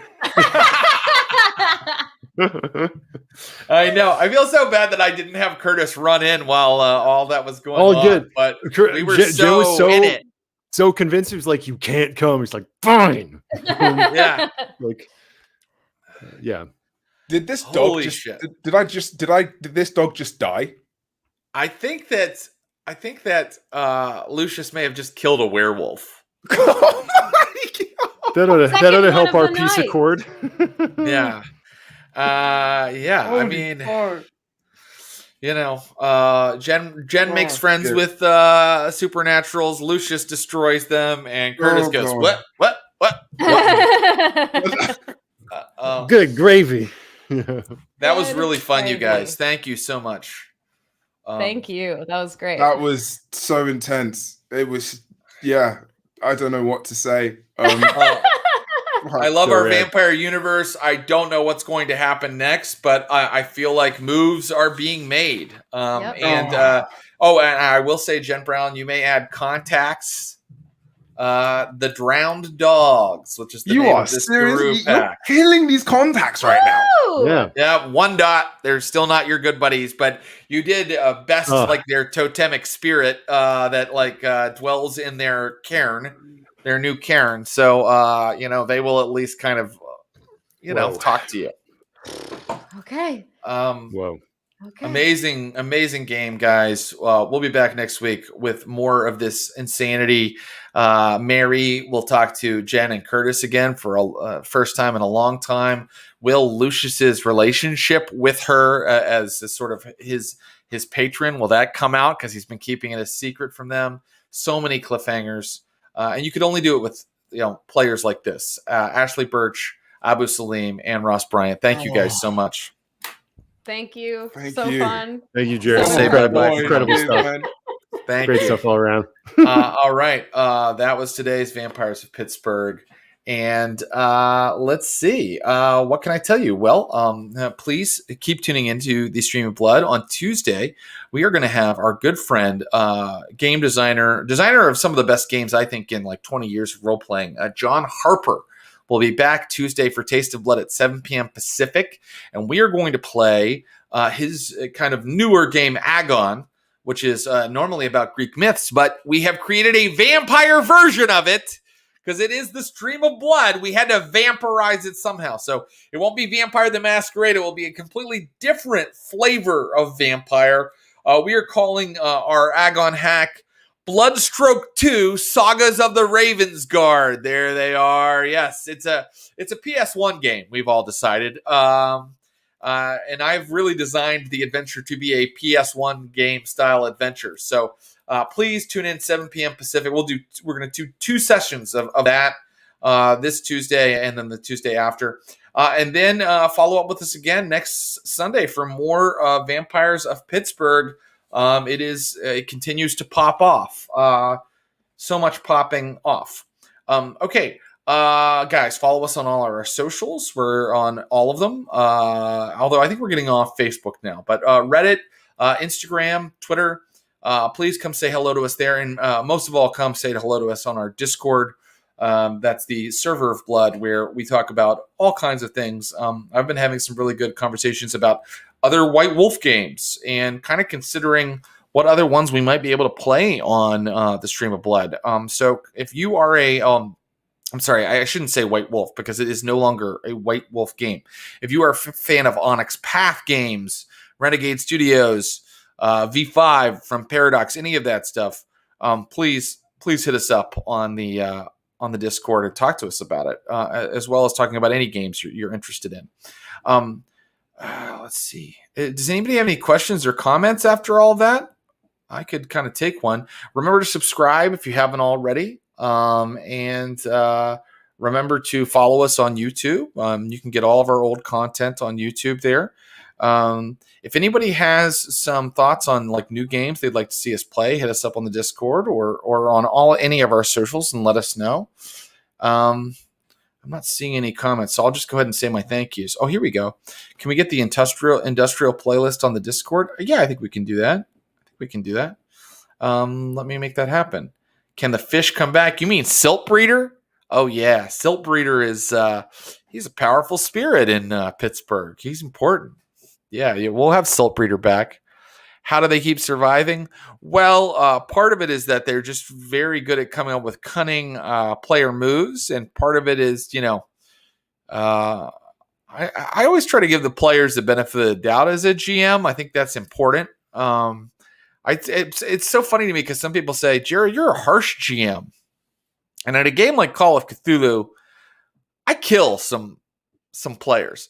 But, Vampire is made so that they can heal. They have all of these resources to draw from. And so generally they're able to get out of even death, right? Like you can't in some games. So So part of it's the rules of Vampire, part of it is how smart and brilliant our players are, and part of it is the GM. I do think that when you run a game, the players are the heroes, and you should give them the benefit of the doubt. Even if an idea they pitch me sounds completely absurd, I try to coax it into making sense, or I say yes, but and I come up with why it might be complicated or why it might be a little harder than they think. And that's a long answer you didn't ask for. You were just making a joke. How do the burned men and the drowned dogs get along? Maybe we'll find out before the end of Rain and Blood. Maybe we'll find out. Burned men are still out there. And what happened to Jen's cat? Now that I think we did see. Clinton Trucks, we found out what happened to Jen's cat, didn't we? Yeah, we killed that cat. Yeah, that cat's dead, y'all. That cat's dead. Let's pour one out for the cat. I think that's true. Jen, that's why we have the content warning. Jen ate her cat. And on that note, I am going to say thank you to Clinton Trucks and Brian Baldinger, my producers and partners. Thank you to Megan Arch, our social media manager, Jill Petracek, our art director, and Matt Moynihan, who's done YouTube content for us. Thank you to Will Pottorff, who's provided some of this beautiful art that we use all the time. Pottorff is Will's name, and you can find him on Instagram or on his own website, willpottorff.com. Thank you to Axel Kazis Taylor, who provided some of our earlier music for Vampire. I don't know if we're using it in Rain and Blood, but you should check out Axel's stuff on SoundCloud if you can. And thank you to the viewers, most of all, for hanging out and being so cool and so fun and joining us for Vampire Church every Sunday. #Blush of Life. See you guys later.